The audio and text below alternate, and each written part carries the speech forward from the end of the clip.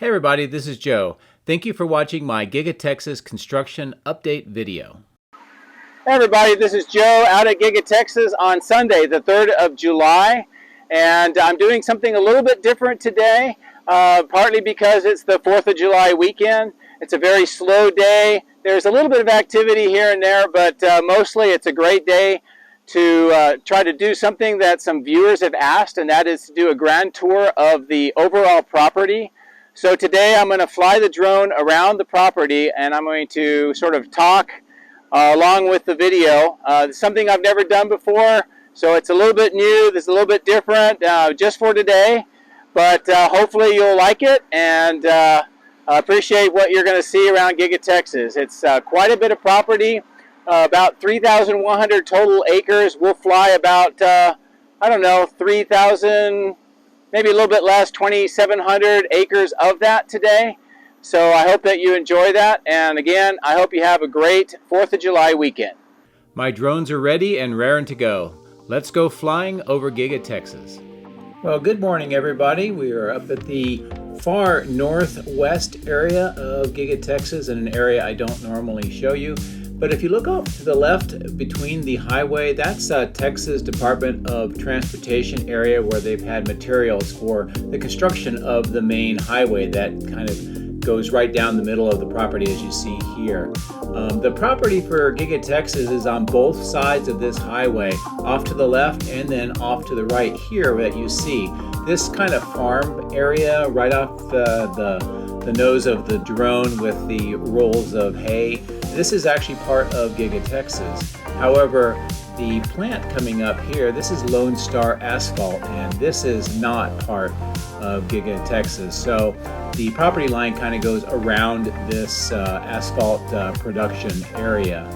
But this asphalt area, by the way, is the one that's primarily responsible for putting all of the asphalt around the parking areas, the roads, and some of the apron areas around the main building. So as you can see, it's not really that far away from Giga-Texas at all. Now, as we cross over Tesla Road here, you can kind of see on the left-hand side how they've widened part of it. Eventually, it'll be a 4-lane road the entire way. But this area here, this is Martin Marietta area where they used training for the initial concrete pours and all of the footings. And then since then, it's been used as a storage area. And you can see some of the wall panels that just went by and so forth. This area is now part of Giga-Texas with the exception of this residential area. But Martin Marietta used it because Giga-Texas was purchased from Martin Marietta, and they have an agreement to allow them to operate for a certain period of time. Now as we head on the west side towards the south material storage area, this area right in the foreground, this is where at the Cyber Rodeo the drones were located for the drone show, and also all the fireworks were set up to launch from this particular area. Then you can see the storage area off to the left, but as we continue over to the right, what I'm looking at here is this is part of the old sand and gravel mine area that's slowly being reclaimed by Tesla. There's a lot of these hills. You can see them in straight lines, and that's just because the mining process will do a single track, finish out that area, and then they will move to the next track, and they do that in a linear fashion. But as you can see, these some of this area has been reclaimed up to this point. There's been a lot of work to remove many of the ponds and lower many of the hills, but it's still a pretty hilly area. And I've always wondered if Giga-Texas is going to have a Cybertruck proving ground area. This might actually be pretty cool to come over and try out the Cybertruck on these hills and the ponds and some of the trails. Now as we move a little bit farther to the far southwest corner, this is the intersection between Highway 973 and the road which is called River Road, and that road was constructed for Giga-Texas, and it gives an access point to this highway and then onto the south end of the main factory. And this area that's just following underneath the nose right now is sort of a landscaping and water management area. You can see this pond, and the road is actually elevated considerably higher than this area to help with any potential flooding that may come from the Colorado River, which is just off to the right here, and we're getting ready to fly over the Colorado River. Again, the Colorado River is not the one that everybody thinks about in the western United States. This Colorado River is pretty much exclusive to Texas, and the name comes from the Spanish word of red, or red river, red color river. So that's really where the Colorado River name comes from for this area of Texas. So now as we continue heading towards the east on the south side, you can see the main factory building in relation to the Central State Highway toll road here, and how the river appears, and you can see the reflection pond and the south end where most of the Model Ys are being prepared for transportation. But here I want to continue flying to the far south in an area that we don't normally see. At least some of it I show, but I'm going to go a lot farther south than normal. This is a electrical power station, and it's just on the south side of the Colorado River. This supports many households, many hundreds of thousands of households and businesses on this part of Austin, and it also supplies electrical power to Giga-Texas. And part of the reason why I'm flying in this particular direction is you can see some of this new construction that's happening on the south area. We're flying over one of that right now, but we're headed to another. And right ahead of us, this is a structure that's been erected over the last month or so. And you can also see that purple pipe on to the left, and that's sort of the termination of that pipe. This pipe is a treated water pipe that will be pulled through a bore underneath the Colorado River that's been worked on for quite some time. There's an entry point on the north side, and on the south side an exit point, and they're actually going to pull that entire pipe about 30 feet under the river to connect this treatment plant and Giga-Texas. And now, as you can see in the background, Giga-Texas is relationship to where this treatment plant is located. Now, this treatment plant predates Giga-Texas, and it supports this entire area of Austin, on the eastern part of Austin. But now with that pipe, and probably two pipes from what I understand, it'll help connect Giga-Texas and provide treated water for Giga-Texas. Now, this green area that you see here is actually part of a new purchase for Giga-Texas. It's about 550 or 600 acre property that was added late last year. It's currently a horse farm, and you can see that are the horse ranch, and this is where they train people to ride horses. You can see that off onto the left. And also this lake is part of that property. And it makes me think that if there's going to be a nature preserve boardwalk open to the public, why not do it over in this particular area as they continue to expand and build out? Because you can imagine how great it would be to be able to use this lake and hike amongst these trees and just enjoy nature. So I don't know if that's the case. I do know that they do intend to add that in at some point, but who knows? This might be a great location. This is also the Colorado River, and you can see how it is in relation to the lake that I'm flying directly over and Giga-Texas in the background. Now, as we pan across more towards the north here, you start seeing the familiar construction area associated with Giga-Texas. And we'll come back for a little bit closer look at these trailers and the materials and so forth over here. But this far east side is where the contractor trailers are that are building Giga-Texas. Now here you see the battery cathode plant off to the left, and we're going to come back for a little bit closer look. The progress on that is actually tremendous. But I want to continue to fly up to the north here along part of the Colorado River. You can see off to the left there's a little bit more of those hills that are reminiscent of and part of the sand and gravel mining that took place in this area. Again, Martin Marietta owned this entire area and has been operating that sand and gravel mine for decades. And Tesla purchased all of this land from Martin Marietta. And then to the north area, they purchased additional land, including this plot here, from other property owners. And this particular area that you see that we're flying over here with the lone tree. If you remember at Cyber Rodeo, they had the video of the Model Ys chasing around in a field with a lady on a horse riding around with them. It was filmed right in this particular area. And then the green area to the left, there was a ramp for the jumping Model Y with the horns on it. So if you were curious where that was, this is where we are now.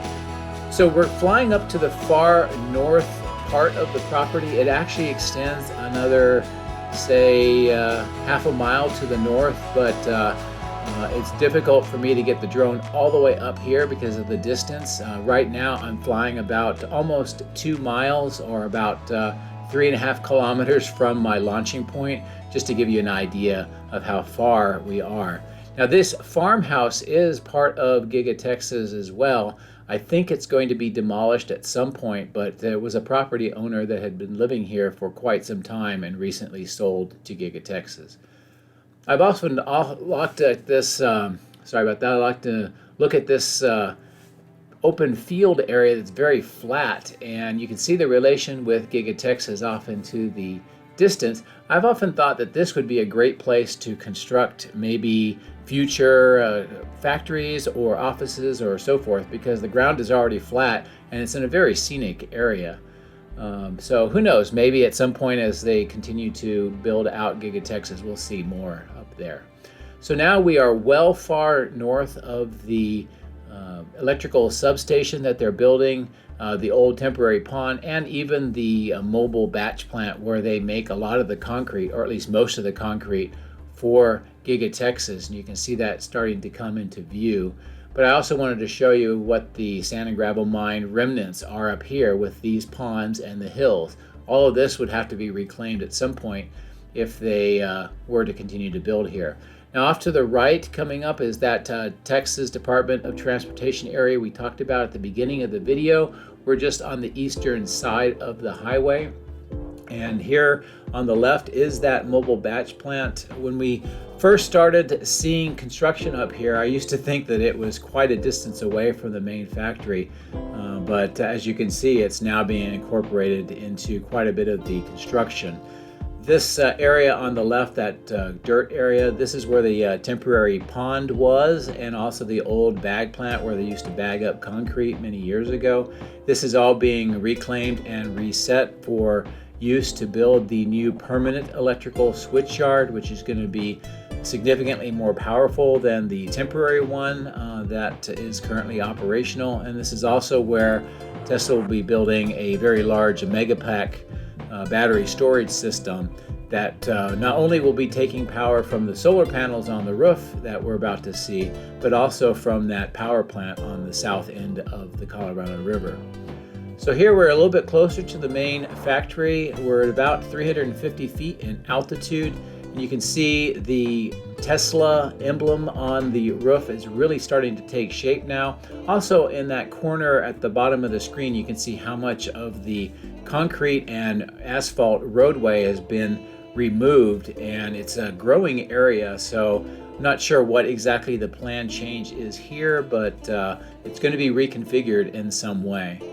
And now as we continue to fly south on the west side, you can see not only the solar panels again on the roof, and the rest of the roof will eventually be filled with solar panels. Right now they're just doing the letters. But also I want to point your attention down at the ramp area or the roadway area. Starting from the main entrance area to the south, all of this has been recently changed over from asphalt to concrete. You can see how large that area is. You can also see that steel loading platform or the ramp that recently has been completed. And you can see how close to this southwest corner that work on this ramp area is. And they just poured another large section of concrete. This is the area I think the recent permit is talking about building out General Assembly 2 and 3 inside the existing facility.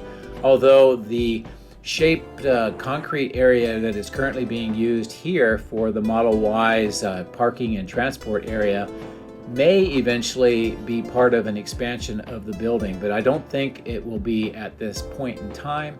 but we'll have to watch and see what Tesla does. But in the meantime, this South Steel area you see just south of the pond, this is where they are collecting a lot of materials, doing steel fabrication. Much of this is going inside those two of those large openings on the south end. That entire section is still under construction inside, where they've been doing some excavation work and steel work as well. And now as we are flying north on the east side, we get a chance to see how this area is progressing. You see that temporary platform there. I think they're going to be replacing that at some point with a permanent platform, but that's under construction on the south end, but I'm going to have to watch and see if that is in fact materializes. So now we're going to head more towards that east staging and contractor area. This area here amongst the trees, I'm not sure exactly what the plan is, but they continually raise the grade, and you can also see now some concrete refuge being put in that area. So we'll have to continue to monitor what is going on. As you can see, July 4th weekend, not a lot in that parking lot, very little activity, which is why I'm taking the opportunity to do this talk and fly today. This area over here is where you can see that they're making those cyber planners. They're basically recycling old wall panels and putting those planners around the entire site. I call them cyber planners just because of the shape. It's very reminiscent of the Cybertruck. So this is a closer view area of all of these contractor trailers. Again, these are the primary contractors that are building Giga-Texas. And there's also this large concrete reclamation hill, if you will. And also, this is Martin Marietta's basically maintenance area for their vehicles, and that will eventually be moved as well with the plant. Here's a good close look up at the battery cathode plant. The most striking thing is how fast the steel assembly is going. It's now about 35% completed for the steel skeleton structure. This is flying along the rest of it, so you can see where the footings are, where the steel is going to be installed. But they're definitely on pace to complete the skeleton alone of this building by the end of July, which is just amazing progress. And you can see how all the steel is arranged to continue that speedy completion and the assembly of that building. What I'm going to show here is where the water is. This used to be a kind of a dump for discarded materials and concrete for the Martin Marietta plant that you see here. These large piles is actually reclaimed portions of all of that material that they're grinding back up to recycle for future use. And I think that they're doing a lot of this just to prepare for the eventual closing down and removal of that factory, as per some of the agreements with Tesla. So we're back over where the temporary water pond used to be and the old batch plant, and you can see how much of the grading work and preparation for the new permanent electrical substation will be. I'm also showing this here. This is a close-up of that mobile batch plant. Again, this is where the vast majority of the concrete used to construct Giga-Texas has been made, and it's just been amazing to see. This was one of the very first construction areas on this side of the factory, and at that time we weren't sure what it was going to be, so some speculated it might have been a Starship launching point, but it turned out just to be a mobile batch plant that has really been used tremendously. So this is the temporary electrical substation. It's always had a temporary and then a permanent one in the plans, but originally the temporary one was over here in the east side of this parking lot, but at some point that plan was changed. Also, these trailers here, especially the ones with these green rectangulars, that's new employee orientation that takes place before they begin their initial work at the factory. So here's a ending shot of Giga-Texas from the north end looking to the south. You can see the excavation here on the bottom left. That's where conduit is going to be moving up to that permanent electrical substation when it is completed. So So again, I know this is a little bit different format, but I hope that you enjoyed this tour, talk and fly around Giga-Texas, and to see most of the sites that you don't normally see. Have a great weekend.